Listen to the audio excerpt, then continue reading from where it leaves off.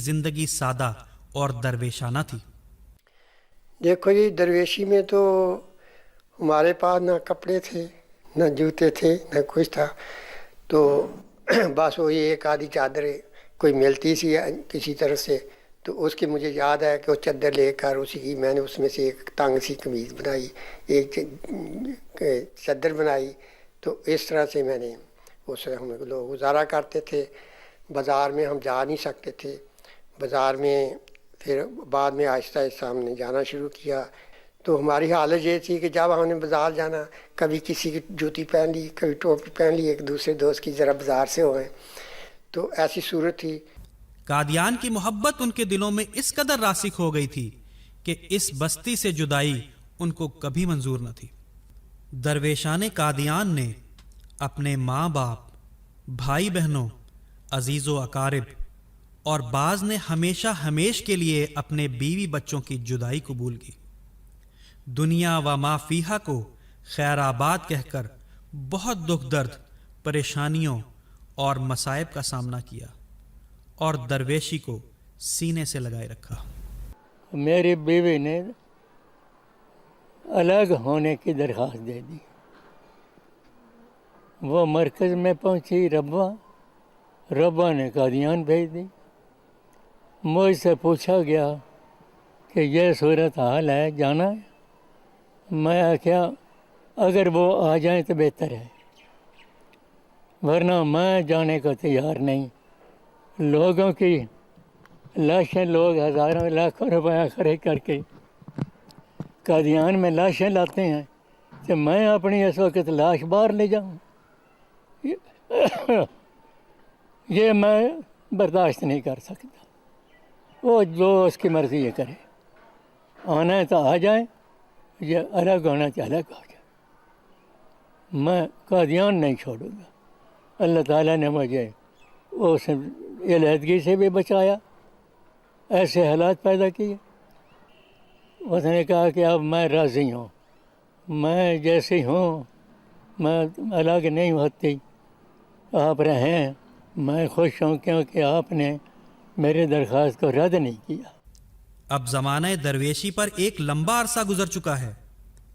ان میں سے اکثر منہم من قضا نحبہ و منہم من ینتظر کا کامل نمونہ پیش کر کے اس جہان فانی سے کوچ کر گئے ہیں، اور اسی مرکز احمدیت قادیان کی مٹی ان کی آخری آرام گاہ بنی ہے، جسے بہشتی مقبرہ کہتے ہیں۔ 1991 کا وہ مبارک دن آیا جب حضرت خلیفۃ المسیح رابع قادیان کی اس مقدس بستی میں آئے۔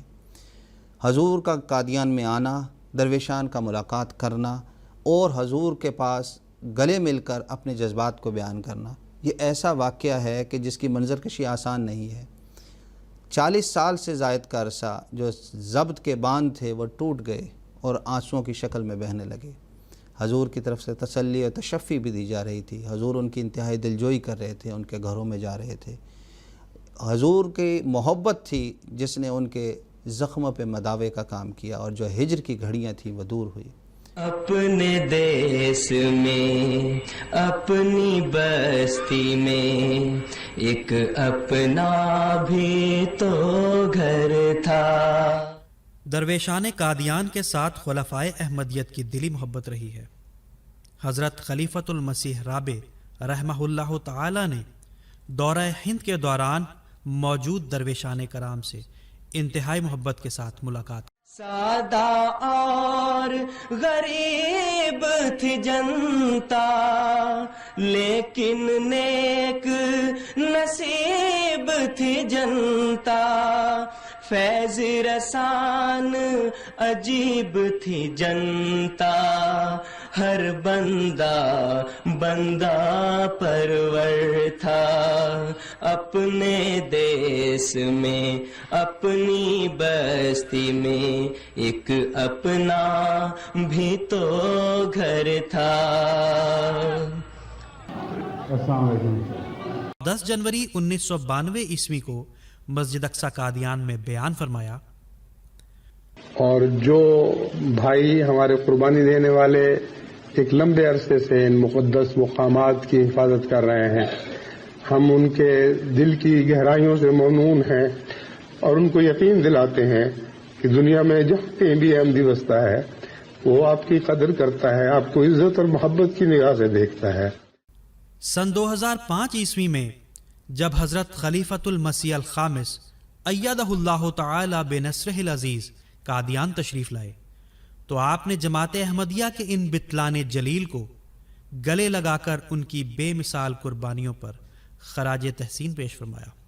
سی شکر ہزاراں کرنے آ، لکھ حمد ثناواں کرنے آ، ہاتھ جوڑ سلاماں کرنے آ، اج خوشیاں دی برسات ہوئی، دن عید تے شب شب رات ہوئی، دن عید تے شب شب رات ہوئی۔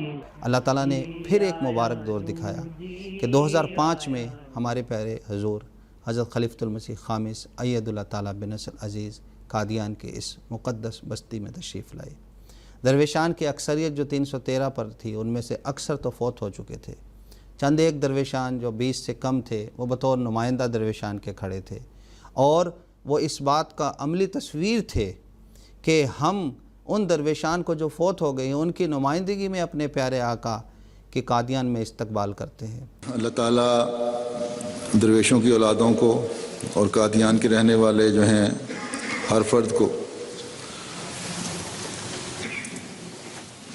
ان قربانی کرنے والے درویشوں کی یادیں زندہ رکھنے کی توفیق دے، اور اس وقت جو درویشان ان کے پاس ہیں، چند ایک رہ گئے ہیں، ان کی خدمت کی بھی ان کو توفیق دے۔ قادیان میں رہنے والا ہر احمدی اس مقام کو سمجھے جو دیار مسیح سے رہنے والے کا ہونا چاہیے۔ جب بزرگ اٹھتے ہیں تو نئی نسل کی ذمہ داریاں بڑھتی ہیں، اور جو زندہ قومیں ہیں ان کی نئی نسلیں جو ہیں پھر ان ذمہ داریوں کو بآسم نبھانے کی کوشش بھی کرتی ہیں۔ بس میں امید رکھتا ہوں کہ قادیان کے رہنے والے سب واقفین زندگی اور عہدیداران پہلے سے بڑھ کر پیار، محبت اور بھائی چارے کا ایک دوسرے سے سلوک کریں گے، اور یہ سلوک کرتے ہوئے نیکی اور تقوی میں ترقی کریں گے۔ قادیان کا رہنے والا ہر احمدی حضرت مسیح موعود علیہ الصلوۃ والسلام کی روحانی اولاد ہونے کے ناطے اس کا حق ادا کرے گا۔ قادیان میں خلفائے احمدیت کی واپسی کی آرزو لیے جو درویشان کرام اس جہان فانی سے کوچ کر گئے تھے، ان سب کی دلی خواہش تھی کہ وہ اس مقام مقدس قادیان کو ایک بار پھر اس کے والیان کے سپرد کر دیں، اور ان کی حسرت یوں تھی: ہمارا خون بھی شامل ہے تزئین گلستان میں، ہمیں بھی یاد کر لینا چمن میں جب بہار آئے، ہمیں بھی یاد کر لینا چمن میں جب